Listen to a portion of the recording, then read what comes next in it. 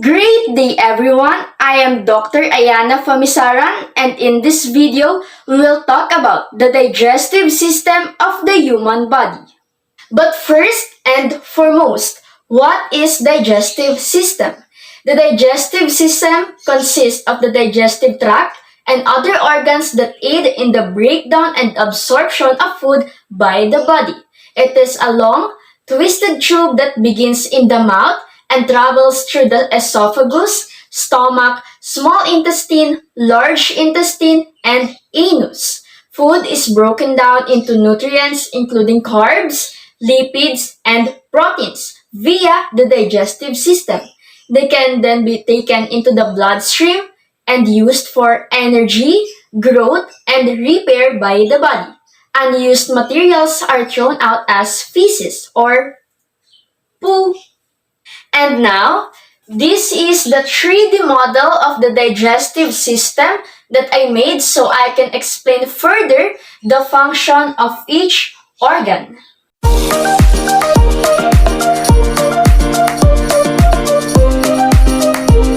Let's start with the mouth. This is where the food enters and also the mechanical and chemical digestion begins here.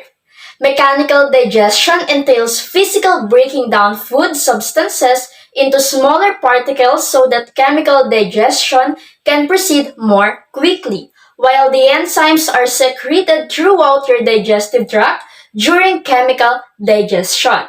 The chemical bonds that hold food particles together are broken by these enzymes. Mouth is composed of teeth that is used for breaking down food into smaller pieces for us to easily swallow, and tongue is used for mixing food with saliva. Next is salivary gland, which is located also in the mouth.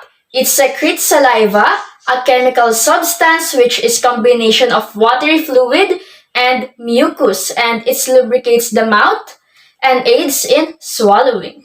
Next is pharynx or throat. It is the passageway for digestion and respiration, while the epiglottis covers the trachea of the lungs to prevent the entering of food on your airway. Next is esophagus. This is muscular tube where the food moves from the throat to the stomach. The bolus, which is the chewed food, transported by this into this via wave-like contraction called peristalsis. Next is stomach. Stomach is a pear-shaped organ which is located between the esophagus and the small intestine. The stomach stores swallowed food, mixes food with gastric juices, which is the combination of pepsin and hydrochloric acid.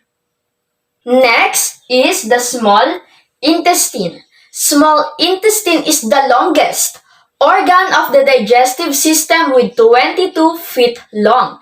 It secretes enzymes that break down food substances into their simplest form, make it the organ of complete digestion and absorption. Again, small intestine absorbs nutrients of digested food by increasing the microvilli of the total surface area of the small intestine for absorption of nutrients. Next is pancreas. Pancreas is located at the back of the stomach. It secretes pancreatic juices into the duodenum, which is one of the part of the small intestine. The pancreatic juice is a mixture of enzymes that can break starch, fats, and proteins. Next is liver. Liver is the largest organ of the digestive system, which is located at the right side of the stomach. It also produces bile, which aids in the breakdown of fats into smaller particles, while that bile is located and stored here in the gallbladder.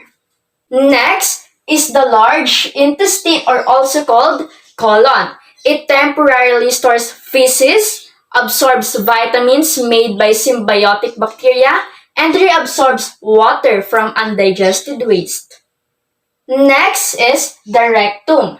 Rectum is located at the distal end of the sigmoid colon. Also, rectum serves as a warehouse for the undigested residue or feces. And last, which is the anus, the function of this is it serves as the exit point for fecal materials. Now, let's proceed with the paths of food. First is ingestion. It is the process of taking food and of course it is performed by the mouth. Second is digestion. It is the process of breaking down food into nutrients and it is performed in the stomach because it mixes food with gastric juice and conveys its content into the small intestine. Third is absorption. It is the process of taking in of nutrients by cells and it is performed by the small intestine with the help of microvilli that absorbs nutrients that will go to the circulatory system and it will spread to your body. Fourth is assimilation. It is the process by which our body divides the nutrients whether they are needed or not. It performs in our large intestine because it temporarily stores fecal materials and absorbs vitamins. Fifth, which is the last, is the elimination. It is the process of removal of undigested solid waste which is performed here in the anus. And there's a muscle contraction here in the rectum every time you try to release your feces or your waste. And that's the end of my video. Again, I am Dr. Ayana Famisaran. I hope you learned something new and see you on my next video. Bye!